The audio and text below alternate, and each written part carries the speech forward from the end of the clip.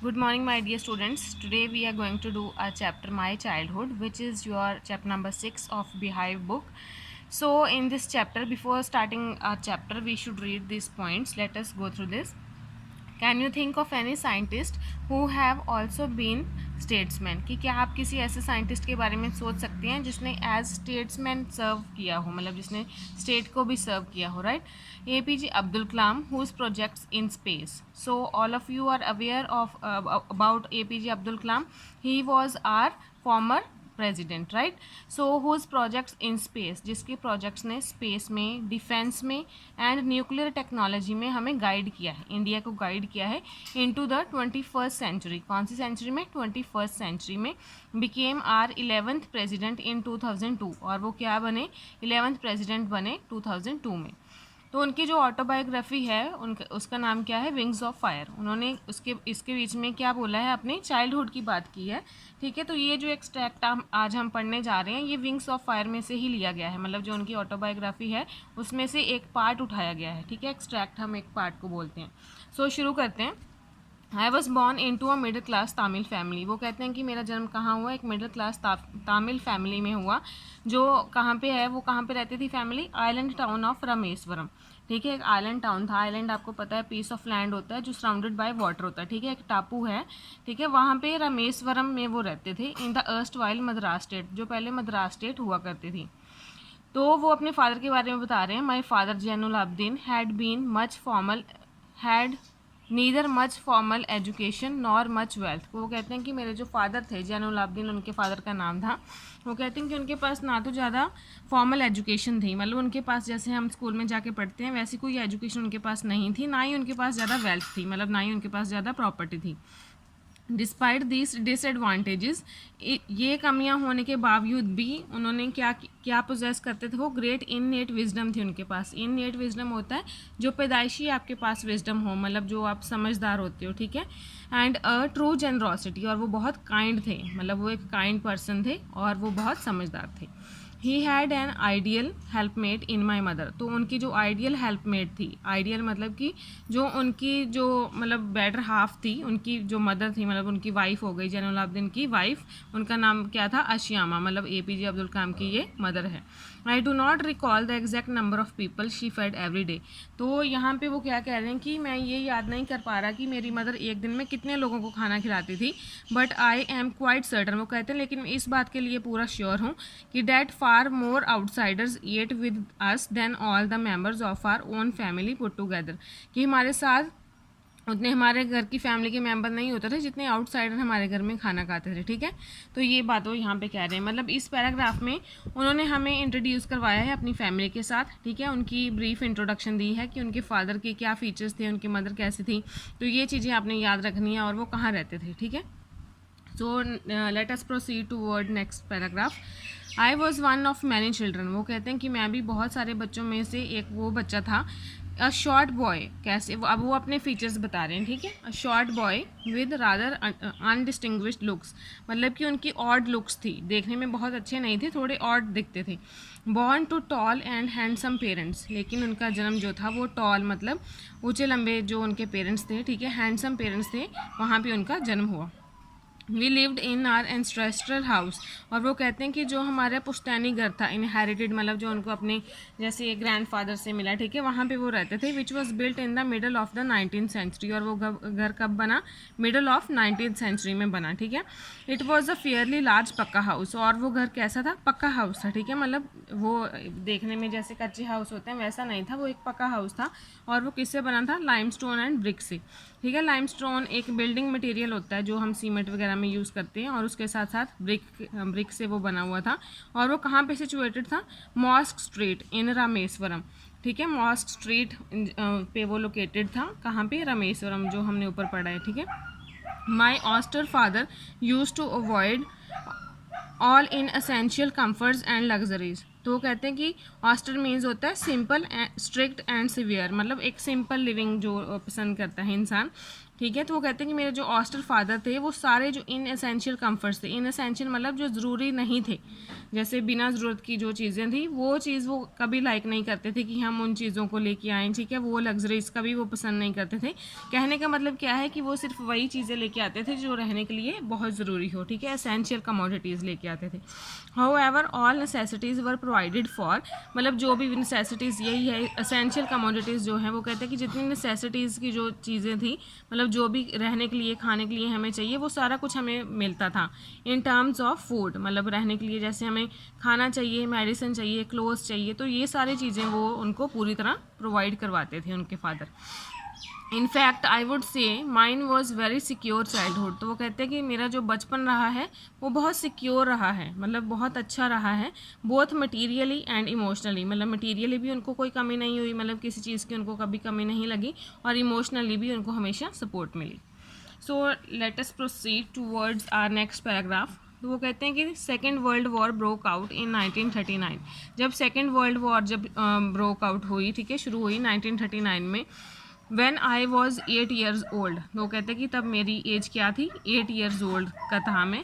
For reasons I have never been able to understand, a sudden demand for tamarind seeds erupted in the market, तो वो कहते हैं कि एकदम से मुझे समझ नहीं आई कि जो टैमरिंड की डिमांड थी वो एकदम से इरप्ट हुई मार्केट में, ठीक है। I used to collect the seeds and sell them to a provision shop on Mosque Street, तो वो कहते हैं कि मैं क्या इकट्ठे करता था, कलेक्ट करता था, कौन से सीड्स, टैमरिंड के सीड्स, और मैं उनको कहाँ बेचता था, प्रोविजन शॉप पे। प्रोविजन शॉप होती है जो आपकी प्रोविजनल, जैसे आप हम किराने की स्टोर जिसको कहते हैं, ठीक है, वो चीज़। और वो भी कहाँ पे था, mosque street. These collection would fetch me the princely sum of 1 anna, तो वो कहते हैं कि मेरे पूरे दिन की कमाई जो थी वो कितनी होती थी, प्रिंसली सम है कि अच्छी मेरी कमाई हो जाती थी, कितनी होती थी, 1 आना, ठीक है। My brother in law Jalaluddin would tell me stories about the war which I would later attempt to trace in the headlines of Dinamani. वो कहते हैं कि मेरा जो ब्रदर इन लॉ था, ठीक है, जलालुद्दीन उनका नाम है, वो मुझे क्या बताते थे, स्टोरीज बताते थे, किसके बारे में, वॉर के बारे में, मतलब जो लड़ाई चल रही थी, हमने ऊपर पढ़ा सेकेंड वर्ल्ड वॉर, ठीक है। तो वो जलालुद्दीन जो थे उनको स्टोरीज बताते थे, which I would later attempt to trace, और बाद में वो मतलब जो उनके द्वारा बताई स्टोरीज थी वो कहाँ ढूंढते थे उनको, Dinamani is name of the newspaper, ठीक है। तो उसमें वो देखते थे कि क्या इसमें वो न्यूज़ है जो उन्होंने मुझे बताई है। आर एरिया बींग आइसोलेटेड, तो वो कहते हैं हमारा जो एरिया था वो आइसोलेटेड था, मतलब अकेला पड़ जाता था।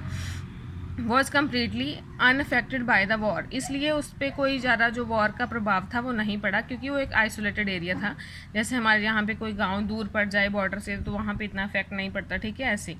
But soon India was force to join the allied forces and something like a state of emergency was declared, तो वो कहते हैं कि लेकिन जल्दी ही इंडिया को फोर्स किया गया कि वो ज्वाइन करे एलाइड फोर्सेस। एलाइड फोर्सेस मतलब जो हमारे साथ की आर्मीज़ होती हैं, जैसे यूके, यूएसए, रशिया, ठीक है, ये एलाइड फोर्सेस हमारे लिए, तो इंडिया को फोर्स किया गया कि वो भी ज्वाइन करें। And something like a state of emergency was declared, और वो कहते हैं कि एक स्टेट ऑफ एमरजेंसी, जैसे एमरजेंसी डिक्लेयर कर देते हैं स्टेट में, वैसे डिक्लेयर हो गया था, ठीक है। उसके बाद the first casualty came in the form of suspension of the train halt at Rameswaram station, तो फर्स्ट कैजुअलिटी मतलब उसके कारण, जैसे इमरजेंसी डिक्लेयर हो गई थी तो उसका फर्स्ट उसके कारण क्या हुआ था, मतलब कैजुअलिटी क्या हुई थी, उससे क्या प्रभाव पड़ा कि सस्पेंड कर दिया गया ट्रेन का स्टॉप, ठीक है। जो रामेश्वरम में ट्रेन आती थी उसका वहाँ से जो स्टॉप था वो हटा दिया गया। कहाँ से स्टॉप हटा दिया गया, रामेश्वरम स्टेशन से, ठीक है। The newspapers now had to be bundled and thrown out from the moving train, तो अब क्योंकि वहाँ पे ट्रेन नहीं रुकती थी तो उनको जो न्यूज़पेपर्स थे वो बंडल में फेंकने पड़ते थे, ठीक है, बंडल बना के वो नीचे फेंक देते थे मूविंग ट्रेन से, ठीक है। कहाँ पे, रामेश्वरम रोड पे, बिटवीन रामेश्वरम एंड धनुषकोडी, ठीक है। तो इस जगह पे वो जो थे वो बंडल्स मूविंग ट्रेन से नीचे फेंक देते थे। That forced my cousin Samsudin, who distributed newspapers in Rameswaram, to look for a helping hand to catch the bundles, and as if naturally I filled the slot, तो कहते हैं कि इसके कारण क्या हुआ, अब मेरा जो कज़न था सामसुद्दीन, ठीक है, वो क्या करता था, उनका काम क्या था, डिस्ट्रीब्यूट करता था वो न्यूज़पेपर, कहाँ पे, रामेश्वरम में। तो उनको किसी की ज़रूरत थी अब कैच करने के लिए बंडल, मानो आप ट्रेन से बंडल थ्रो कर रहे हो तो कोई तो आगे होना चाहिए बंडल पकड़ने के लिए, तो इसलिए उनको मतलब किसी की ज़रूरत पड़ी तो वहाँ पे किसने फिल किया स्लॉट, यहाँ पे APJ अब्दुल कलाम ने, ठीक है। तो वो ये काम में अपने कज़न की हेल्प करते थे।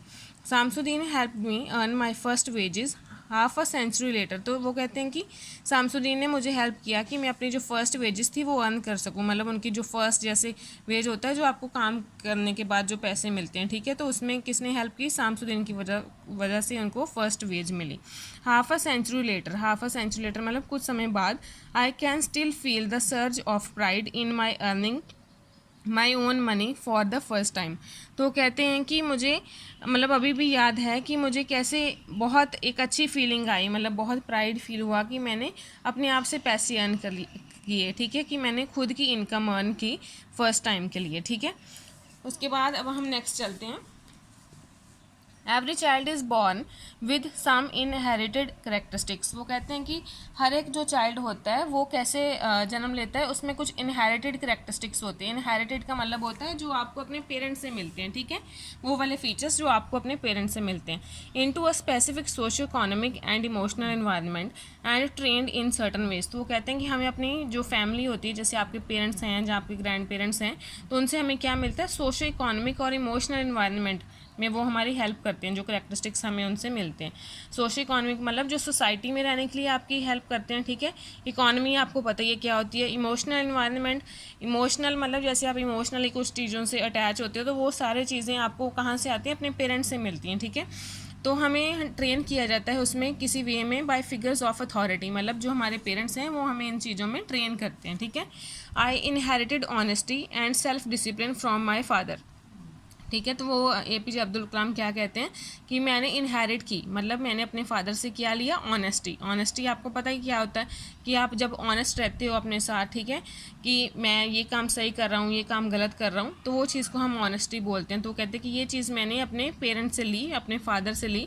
एंड सेल्फ डिसिप्लिन भी उन्होंने अपने फादर से लिया, ठीक है, कि वो डिसिप्लिन थे। जैसे मतलब ये चीज़ कहाँ रखनी है, वहाँ से उठाई है वहीं रखनी है। जैसे आपको भी आपके पेरेंट्स बोलते होंगे कि आपने सच बोलना है, ठीक है। तो ये सारी क्वालिटीज़ जो आप अपने पेरेंट्स से लेते हैं, ठीक है। तो यहाँ पे वो क्या कहते हैं कि उन्हें अपने फादर से कौन कौन सी क्वालिटी ली, ऑनेस्टी एंड सेल्फ डिसिप्लिन। ये आपने याद रखना है, this will be asked to you in the questions later on. तो उन्होंने अपने पेरेंट्स से इनहेरिट की ऑनेस्टी एंड सेल्फ डिसिप्लिन। और अपनी मदर से उन्होंने क्या इनहेरिट किया, फेथ इन गुडनेस, ठीक है, अच्छाई में एक फेथ रखना, अपना विश्वास रखना, और डीप काइंडनेस, और किसी के लिए काइंड होना, ठीक है। And so did my 3 brothers and sister. वो कहते हैं कि मेरे जो 3 ब्रदर्स थे और एक सिस्टर थी, उनमें भी उन्होंने ही ऐसी क्वालिटीज़ जो थी अपने पेरेंट्स से डेवलप की, ठीक है, उन्होंने यही सीखा अपने पेरेंट्स से। I had 3 close friends in my childhood. तो वो कहते हैं कि मेरे 3 क्लोज फ्रेंड्स थे मेरे बचपन में, और वो कौन कौन से, ये भी इंपॉर्टेंट है स्टूडेंट्स, आप मार्क कर लो। तो उनके कौन से 3 क्लोज फ्रेंड्स थे बचपन में, रामानंदा शास्त्री, अरविंदन एंड शिवा प्रकाशन, ठीक है। Ramananda Shastri first, Aravindan second and Shiva प्रकाशन थर्ड। उसके बाद है all these boys were from Orthodox Hindu ब्राह्मण फैमिलीज़। तो वो कहते हैं कि जी ये जितने भी लड़के थे, जिन तीनों के बारे में उन्होंने बात की अभी, रामानंदा शास्त्री, अरविंदन, शिवा प्रकाशन, ये किसको बिलोंग करते थे, ऑर्थोडॉक्स। ऑर्थोडॉक्स होता है ट्रेडिशनल, मतलब जो पुरातन विचारों का हो, ठीक है। पुरातन हिंदू ब्राह्मण फैमिली से वो बिलोंग करते थे। हिंदू आपको पता है ये ब्राह्मण फैमिली, ठीक है, ये आप लोग अवेयर हैं, ठीक है। तो इस जो कम्युनिटी से वो बिलोंग करते थे। As children, none of us ever felt any difference among ourselves because of our religious differences and upbringing, ठीक है। तो वो कहते हैं कि हमें कभी भी ऐसा कोई difference, as children none of us ever felt, मतलब हमें जैसे वो 3 फ्रेंड्स थे वो हिंदू थे, ठीक है, और ये APJ अब्दुल कलाम मुस्लिम थे। तो कहते कि हमें कभी भी ऐसा डिफरेंस अपने आप में नहीं लगा कि हमारे में कोई रिलीजियस डिफरेंस है, ठीक है, कि हम रिलीजन हमारा अलग अलग है, तो उस वजह से इनको कभी डिफरेंस नहीं लगा। और एंड अपब्रिंगिंग, और मतलब जिस हिसाब से हमें बड़ा किया गया, तो हमें ऐसा कभी मतलब उनको सिखाया ही नहीं गया कि ये चीज़ें जो हैं वो अलग अलग होती हैं, ठीक है। In fact Ramananda Shastri was the son of पक्षी लक्ष्मण शास्त्री। तो रामानंदा शास्त्री जो थे वो किसके बेटे थे, पक्षी लक्ष्मण शास्त्री के, ठीक है, जो कि क्या थे, उनका प्रोफेशन क्या था, जो मतलब ये उनके जो फादर थे लक्ष्मण शास्त्री, ये एक हाई प्रीस्ट थे। प्रीस्ट होता है पुजारी, ठीक है, कि कहाँ पे प्रीस्ट थे, रामेश्वरम टेम्पल में, ठीक है। Later he took over priesthood of Rameswaram temple, तो उन्होंने मतलब बाद में प्रीस्टहुड जो थी वो रामेश्वरम टेम्पल की उनके अंडर आ गई। फ्रॉम हिज, किससे ली उन्होंने, फ्रॉम हिज फादर, मतलब उनके भी जो फादर थे, जो लक्ष्मण शास्त्री के जो फादर थे, उनसे उनको जो प्रीस्टहुड जो थी वो मिल गई, ठीक है। पहले वो प्रीस्ट थे, उसके बाद उनके फादर बन गए। तो Aravindan went into the business of arranging transport for visiting pilgrims. तो अभी हमें किसका बताया गया है कि जो यहाँ पे हमने बात की रामनंदा शास्त्री, उनका हमें पता चल गया, ठीक है, कि उनके फादर क्या थे, वो प्रीस्ट थे। अब उसके बाद किसकी बात आई, अरविंदन की, ठीक है, जो हमने पढ़ा था। अरविंदन